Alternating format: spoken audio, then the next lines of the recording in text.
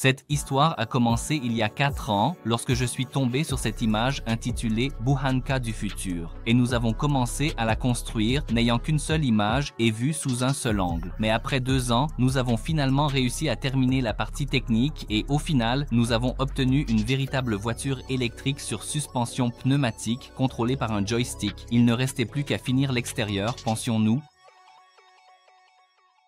Où est la Buhanka? Qu'est-il arrivé au projet? Une année est passée. Où est la Buhanka? Et l'ancienne Buhanka? J'attends la fin. Où est la Buhanka? Qu'avez-vous fait de la Buhanka? Quand sortira l'épisode La Buhanka? Oui, au cours de l'année écoulée, il y a eu beaucoup de questions concernant la Buhanka. Beaucoup ont, à juste titre, pensé que nous avions abandonné le projet, mais ce n'est pas le cas. Et maintenant, on peut dire que la deuxième saison commence, qui se terminera par l'achèvement du projet. Nous avons fermement décidé de ne pas publier de nouveaux projets tant que nous n'aurons pas terminé tous les anciens, et pendant ce temps, la Buhanka se déplace doucement vers l'atelier et reprend vie sous nos yeux.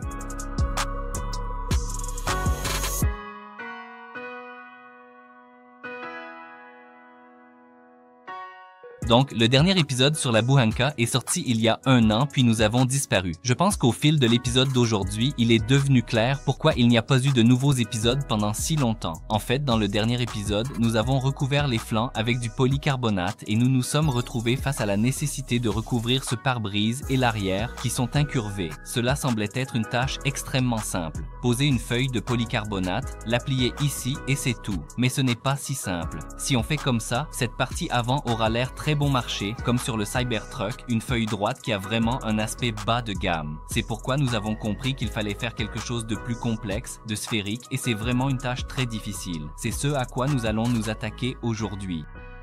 Laissez-moi vous montrer encore une fois clairement ce que nous voulons obtenir. Il nous faut un vitrage comme celui-ci. Et si on choisit la solution de facilité, on obtiendra ceci. C'est pourquoi nous ouvrons le programme et modélisons un petit morceau. C'est la partie inférieure de notre pare-brise. Elle ressemble à ça et maintenant il ne reste plus qu'à la matérialiser.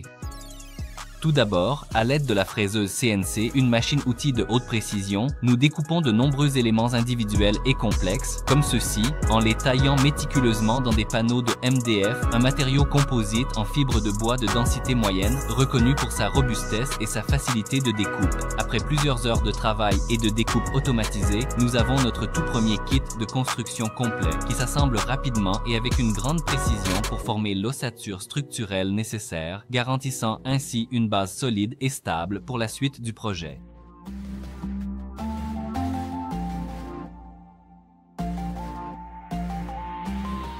L'étape suivante consiste, à l'aide d'une machine laser, à réaliser de petites fentes longitudinales sur une feuille de contreplaqué. Cela rend le contreplaqué plus flexible et lui fait épouser la forme de l'ossature. À la fin, comme vous pouvez le voir, cela se fait à l'aide d'un pistolet à clous traversant. En réalité, nous devions découper 3 petites formes différentes, et nous les avons réalisées de différentes manières. C'est pourquoi, par la suite, vous verrez d'autres matrices. Mais l'idée reste la même. Il s'agit de former une feuille transparente de plexiglas sur cette matrice.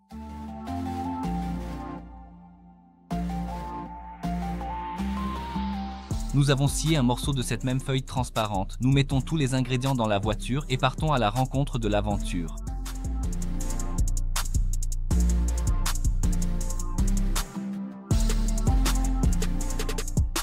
À 10 km de l'atelier, nous avons un autre site de production où nous séchons et stockons du bois d'œuvre, principalement des plateaux pour table. C'est ici que nous sommes arrivés.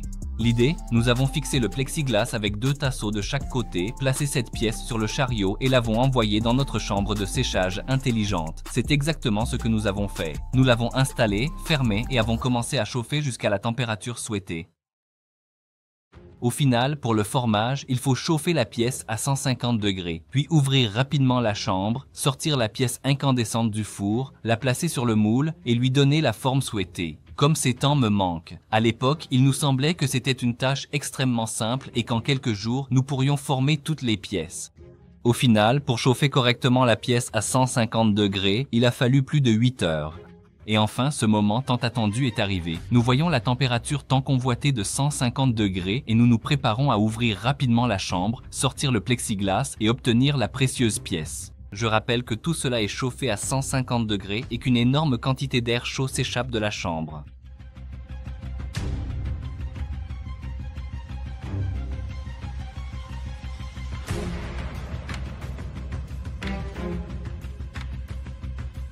Comme vous l'avez compris, nous n'avons finalement pas obtenu la pièce tant désirée, mais nous avons obtenu un objet décoratif intéressant et notre première expérience. En fait, à mesure que le plexiglas chauffait, il s'étirait sous son propre poids. Au final, la plaque s'est affaissée au point de reposer sur le cadre métallique et a commencé à y adhérer. Mais ce n'est pas grave, nous avons encore un morceau de plexiglas, une super chambre de séchage, quelques complices et une énorme envie de mouler enfin une pièce transparente. Nous apportons quelques petites corrections et relançons le processus. Cette fois, nous avons fait la pièce un peu plus petite, l'avons placée un peu plus haut, par précaution, posé une plaque de métal plate et élaboré un programme plus délicat. La température maximale sera de 140 au lieu de 150 degrés. Et voilà, après encore 1 à 8 heures d'attente interminable, le déballage tant attendu. Je rappelle que le plexiglas se forme dans les 20 à 30 premières secondes, puis il refroidit et ne se façonne plus vraiment.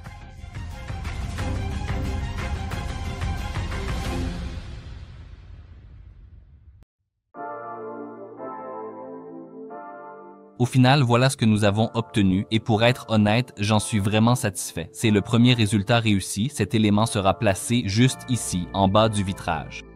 Je pense qu'à l'image, il a l'air tordu et en fait il l'est, mais seulement à ces endroits-là. La surface utile que nous allons utiliser est à peu près comme ceci, c'est-à-dire qu'ici elle est parfaitement droite. Nous allons donc maintenant découper la partie nécessaire. Nous l'avons pliée avec une marge car c'est plus pratique pour la mise en forme. Je le répète, nous allons insérer la partie inférieure ici et maintenant il nous reste à fabriquer cette grande partie. Exactement la même pièce mais 10 fois plus grande. Ce n'est pas une tâche facile, nous allons nous y attaquer maintenant.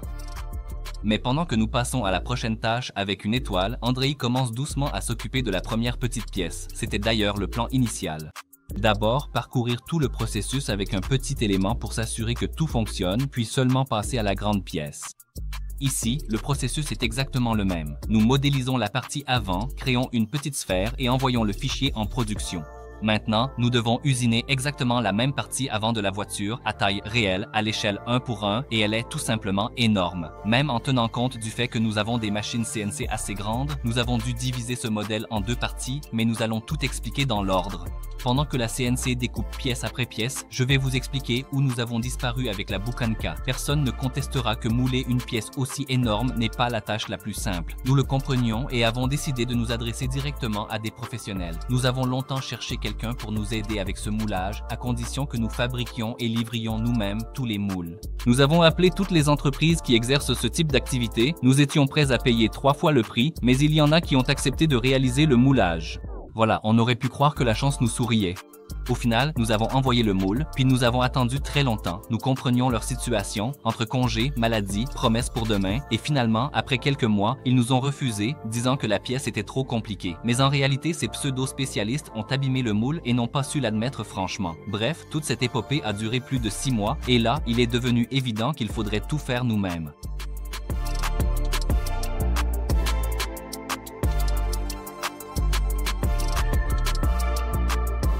Au final, nous avons donc 2 de ces machins et nous repartons à l'assaut, cette fois-ci en emmenant Kolya avec nous.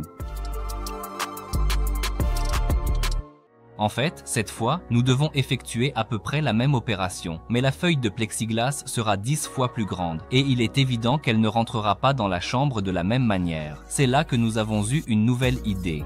Au départ, notre tâche était de faire entrer une plaque de polycarbonate de 2 mètres sur 2 dans une chambre de 1,5 sur 1,5 mètre. Sans trop réfléchir, nous avons décidé d'enrouler la plaque en arc de cercle et de la placer ainsi dans la chambre, mais pour cela, il fallait modifier la structure et souder des supports qui maintiendraient la plaque enroulée jusqu'à ce qu'elle chauffe.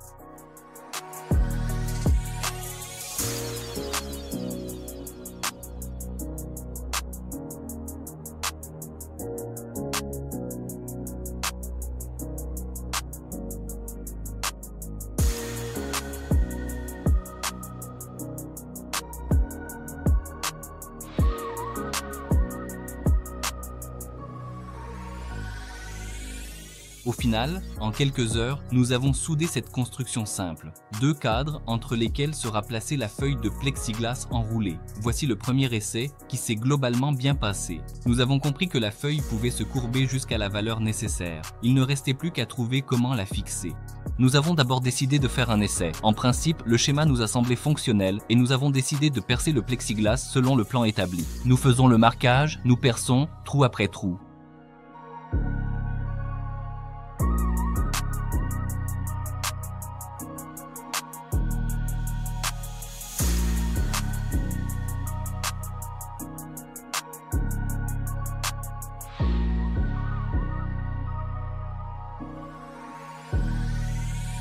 L'étape suivante consiste à vérifier si le fil passe dans le trou. Tout est en ordre ici, ce qui signifie que nous pouvons déballer la feuille et la fixer définitivement à sa place, ce à quoi nous nous sommes attelés. Ensuite, un nouveau défi s'est présenté à nous. Il nous fallait trouver comment fixer la plaque en place. Même si pour l'instant, elle tient assez fermement dans le cadre, c'est temporaire. Et dès qu'elle commencera à chauffer, elle se retrouvera immédiatement par terre. Regarde, en théorie, on peut encore faire autant de trous entre les rangées de trous existantes. Non. Pas vraiment, il commence à se fissurer, tu vois. On peut faire un trou ici et en gros mettre une sorte de butée juste là. Sur quoi va-t-il s'appuyer? Il n'aura qu'un seul point d'appui de ce côté et quand il commencera à appuyer vers le bas, il va s'affaisser. Comment faire? Pas une tige, mais un étrier. Oui, en théorie, oui, en principe, c'est possible. Avec des colliers de serrage, ces attaches-là. Et ensuite, pour tout enlever rapidement, il suffit qu'une personne passe avec un couteau. Toc, toc, toc, toc, toc. Il coupe, eh bien, tu les coupes, c'est tout. La question, est-ce que ça tiendra avec des colliers de serrage? Fonde-t-il à 150 degrés? Le collier de serrage fonctionne comme un cliquet, mou, glisse et tombe. Oui, c'est tout à fait possible. Ici, on perce un trou et puis on le met simplement en butée comme cela, très facilement. Regarde, ici on fait un nœud, la longueur ne change pas, en gros, pour ça. Ici on perce un trou, on insère un boulon, on le met simplement, puis on le retire d'un coup et tout est libéré. Chacun s'approche de son côté, prend la poignée, retire son boulon et c'est libre. Oui, on peut faire comme ça aussi.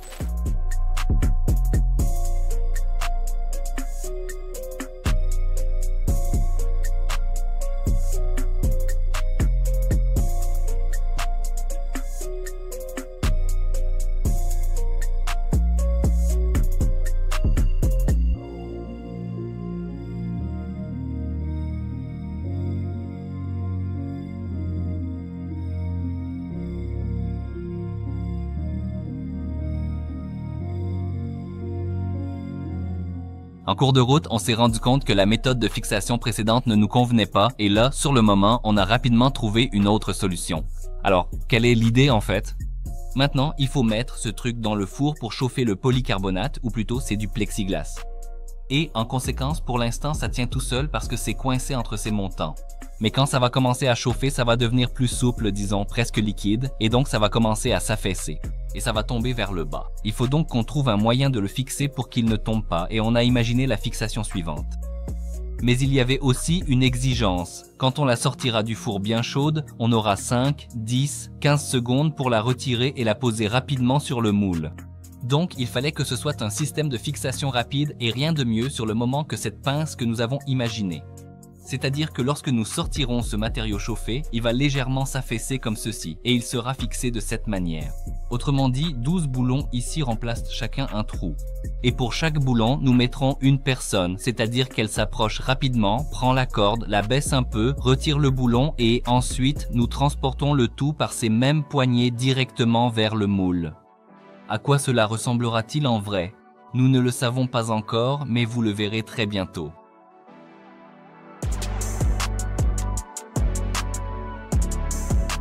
Mais il ne reste plus grand chose à faire. Installer les clayettes des boulons comme limiteur, étendre un tapis en silicone au cas où le plexiglas s'affaisserait et reposerait sur la base. Et j'espère sincèrement que nous avons absolument tout prévu, nous envoyons la pièce à cuire au four. Pour bien contrôler l'intégralité du processus, il nous faut comprendre précisément à quelle température notre plexiglas est chauffé. En conséquence, nous laissons ce capteur que nous allons percer maintenant et l'insérer à cet endroit précis.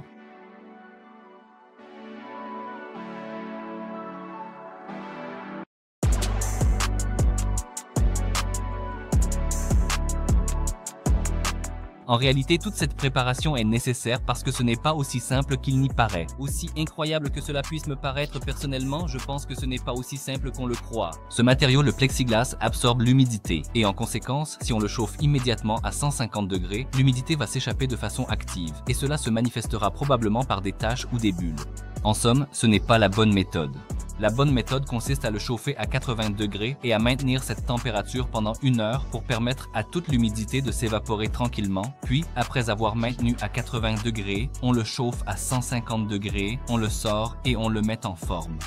C'est la bonne approche, mais pour respecter toutes ces pauses de température et chauffer à la température souhaitée, nous installons des capteurs. En plus de ces deux capteurs que nous avons insérés dans le matériau, nous avons aussi des capteurs dans la chambre, ce qui nous permet de voir la température générale ainsi que la température du matériau lui-même. Et donc, c'est l'approche la plus correcte que nous puissions adopter dans nos conditions.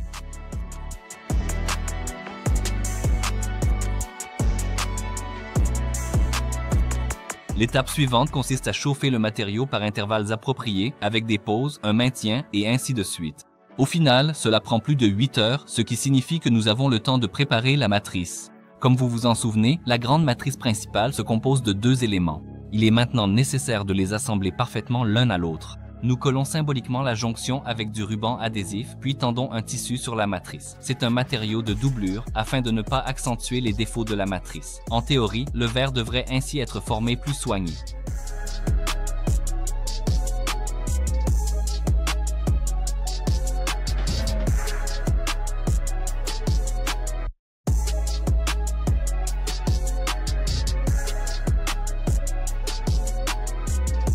Et voilà, après 8 heures, l'heure tant attendue est enfin arrivée.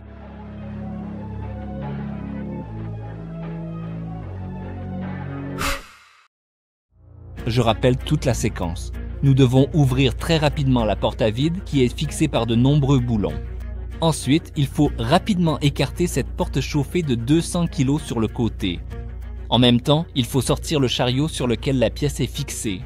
Ensuite, il faut simultanément et très rapidement retirer les 12 boulons de sécurité alors que de l'air brûlant s'échappe de la chambre et que tout autour est chauffé à 150 degrés. En somme, voilà la tâche qui nous attend. Voyons ce que cela va donner.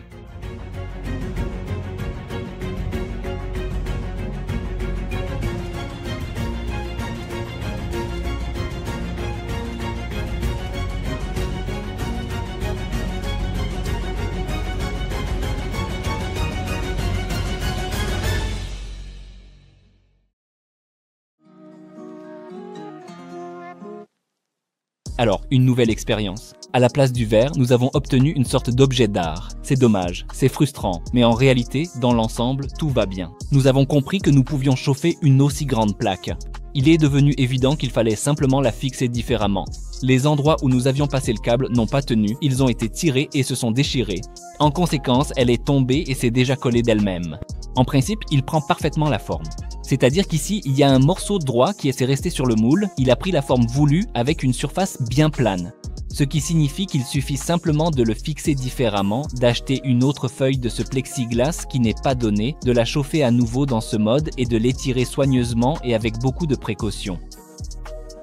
C'est pourquoi l'expérience est en partie réussie, mais pas cette fois-ci.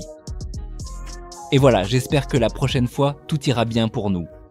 Nous apportons des ajustements et, dès le lendemain, nous nous préparons à sortir une nouvelle pièce brute. Et là, j'ai une question à vous poser. À votre avis, combien coûte une telle tentative? C'est-à-dire que nous arrêtons la production pendant une journée entière pour pouvoir utiliser la chambre. Ensuite, nous achetons une autre plaque de plexiglas, nous chauffons cette énorme chambre à l'aide de l'électricité pendant 10 heures.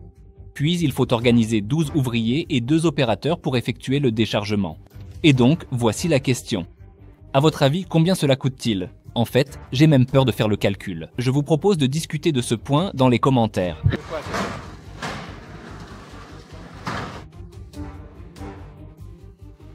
On le jette, on sort, on l'étire. Excellent, excellent. Allez, allez, allez.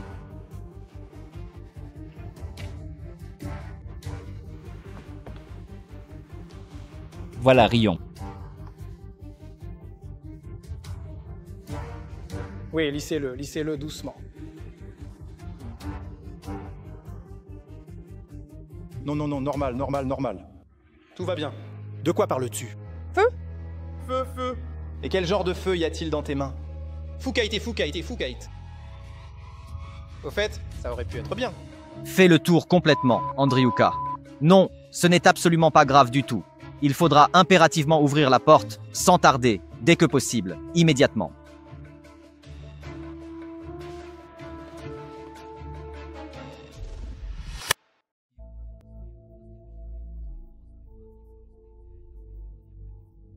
Comme vous pouvez le voir, nous avons changé la méthode de fixation et fixé les bords à l'aide de tasseaux, mais le faire avec un seul grand tasseau aurait été une erreur, car cela n'aurait pas permis de tendre correctement le plastique sur le moule. Nous avons donc divisé le tasseau en plusieurs éléments. Finalement, nous coupons les morceaux en trop et regardez la taille de ces chutes, énormes, et il ne faut pas tirer dessus. Ne vous focalisez pas là-dessus, nous envoyons le brut à l'atelier pour le premier essayage. Pour être honnête, c'est une sorte de « alors, c'est bon, nous avons plié le verre, nous l'avons envoyé ici, et le lendemain, je reviens et il ressemble à ça. » En bref. En général, il arrivait en morceaux. Et pour être honnête, j'ai vraiment envie de baisser les bras, parce que chaque tentative coûte cher et c'est compliqué, mais on a compris pourquoi c'est arrivé. C'est arrivé parce qu'on l'a trop tendu et du coup sur les bords, il est devenu très fin. C'est-à-dire qu'au départ, on a formé ce verre de 6 mm et quand on l'a tendu, il s'est littéralement transformé en un verre d'environ 2 mm. Et donc, plus on s'approche du bord, plus il devient extrêmement fin et donc, par conséquent, incroyablement fragile. Et là, nous l'avons simplement posé délicatement sur la tranche pour pouvoir le déplacer avec précaution et malheureusement, une fissure est apparue. Elle est restée un certain temps avec cette fissure visible et voilà ce qui s'est passé. Trouve dans la description. Bonne chance. En fait, le seul avantage, c'est que cela s'est produit maintenant et non après que nous l'ayons installé sur la voiture. Parce que c'est vraiment très fragile, très fin, et ces installations ne conviennent pas pour la voiture. Bon, nous allons réfléchir à la suite. Et ensuite, voici à quoi ont abouti nos réflexions. Nous avons une sorte de chambre de séchage dans laquelle il faut chauffer un énorme morceau de plexiglas. Comme vous pouvez le voir, notre matrice n'y rentre absolument pas. Il est maintenant clair qu'il faut utiliser un verre plus épais et qu'il ne faut pas le tendre. Et là, nous n'avons rien trouvé de mieux que de construire la chambre de séchage autour de la matrice. Donc c'est ce que nous allons faire, d'autant plus que vous nous avez sûrement soutenu en commandant un lot d'autocollants. Un immense merci, maintenant nous avons encore un peu d'argent pour une nouvelle tentative. Comme il s'agit d'une construction très temporaire, nous avons décidé de la faire avec ce que nous avions sous la main, puisque le lendemain, nous allons la démonter et la jeter. L'objectif principal est que ce soit rapide, simple et bon marché. Et bien sûr, cela gardait parfaitement la température. Alors, à quoi ressemble notre construction ? Ce sont deux moitiés complètement indépendantes qui s'écartent et reposent solidement sur notre four de cuisson. Au centre de cette configuration se trouve notre matrice principale, un élément essentiel. C'est dessus que nous allons poser le plexiglas. Et théoriquement, la température du four devrait se transmettre à cette partie ajoutée. Et sous son propre poids, elle épousera la forme de la matrice. Notre expérience précédente nous a montré que nous sommes capables de chauffer et d'étirer le plexiglas à 150 degrés.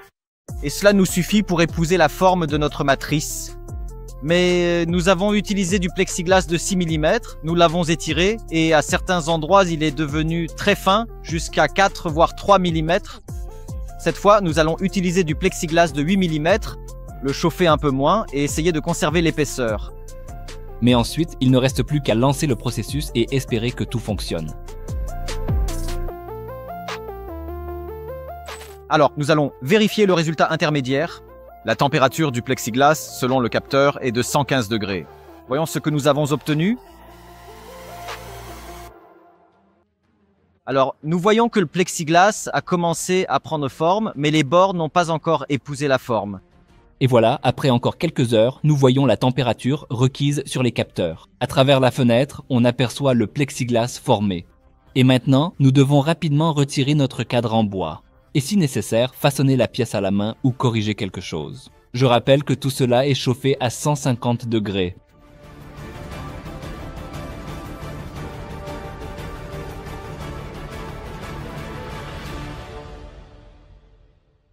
Alors, je vais brièvement expliquer notre construction, ce qui s'est précisément passé ici. Nous avons soigneusement posé le plexiglas sur le moule, puis l'avons fermement maintenu avec des élastiques en silicone, des élastiques particulièrement résistants à la chaleur. Entre-temps, grâce à notre petite fenêtre d'observation, nous pouvions constamment vérifier dans quel état se trouvait le polycarbonate. Le plexiglas ne s'est pas trop étiré, il a parfaitement conservé son épaisseur initiale. En moyenne, il fait environ 9,5 mm d'épaisseur. Dans l'ensemble, c'est probablement notre expérience la plus réussie. Il ne reste plus qu'à l'ajuster sur la voiture. L'étape suivante consiste en une nouvelle livraison, puis au tout premier véritable essayage et ajustement.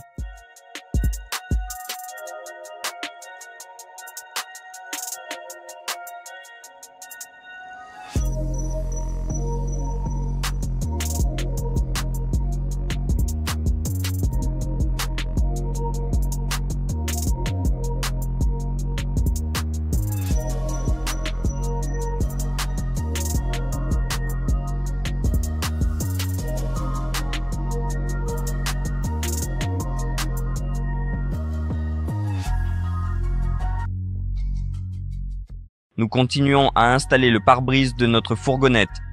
Comme vous l'avez bien compris, il n'a pas été techniquement possible de fabriquer la partie avant du pare-brise en une seule pièce, car la forme est vraiment trop complexe et élaborée.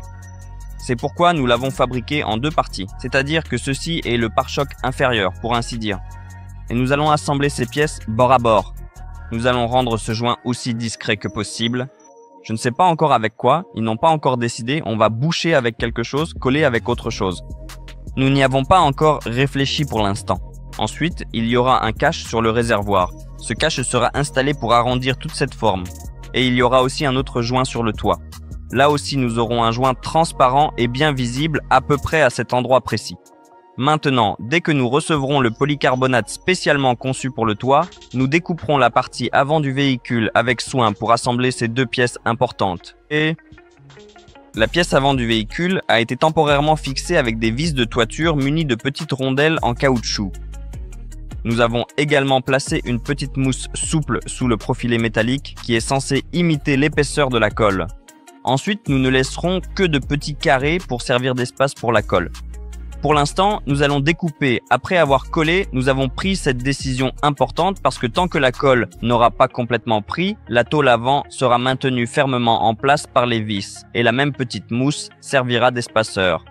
L'endroit précis où la tôle sera découpée se trouve très près des trous des vis et nous craignons sérieusement qu'une fissure indésirable n'apparaisse à cause de la forte tension exercée car quoi qu'il en soit, la tôle est légèrement tendue sur le profilet. C'est pourquoi nous allons d'abord la coller soigneusement et de manière sécurisée.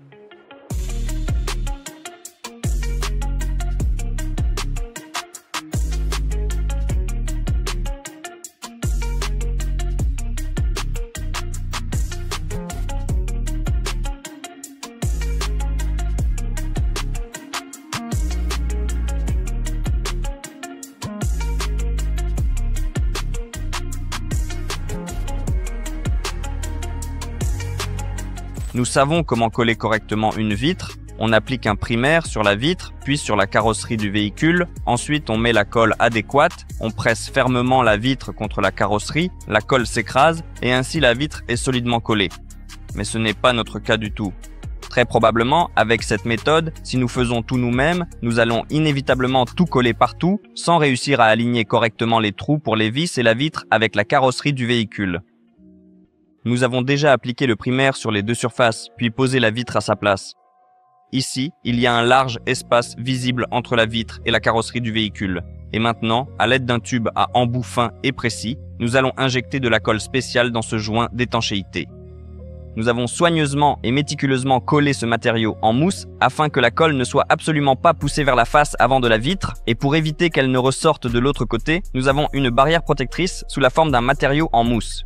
De ce côté, il y a un grand espace dans lequel nous injectons la colle, puis nous appuyons la vitre. En théorie, tout est simple, mais nous verrons ce que cela donnera en pratique.